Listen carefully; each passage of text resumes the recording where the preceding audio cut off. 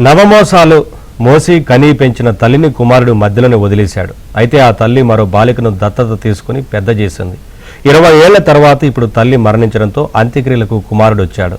కూతురికే అర్హత ఉందని గ్రామస్తులు అనుమతి ఇవ్వలేదు. దీంతో తల్లి అంత్యక్రియలు నిలిచిపోయాయి. ఈ హృదయ విదారక ఘటన కామారెడ్డి జిల్లాలో జరిగింది.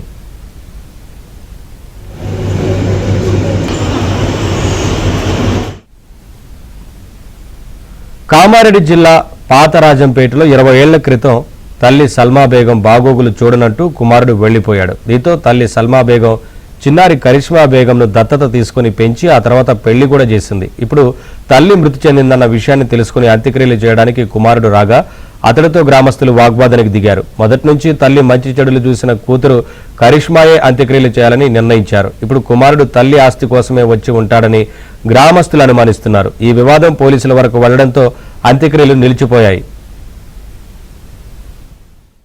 హైదరాబాద్ నుంచి వచ్చి ఈమె మా అమ్మ అని చెప్పేసి ఈమెను తీసుకెళ్ళి మేమే దహన సంస్కారం చేస్తామని చెప్పేసి అనడం వల్ల మేమే స్థానిక పోలీస్ స్టేషన్కి మేము సమాచారం ఇచ్చి ఇటు శవాన్ని మేమే ఇక్కడ అంత్యక్రియలు పూర్తి చేస్తామని చెప్పేసి మా యొక్క ఈ పాప చెప్పడం జరిగింది. అతను ఎవరో మాకు తెలియదు కాబట్టి అతనికి మేము ఈ శవాన్ని అప్పగించడానికి సుముఖతగా లేము.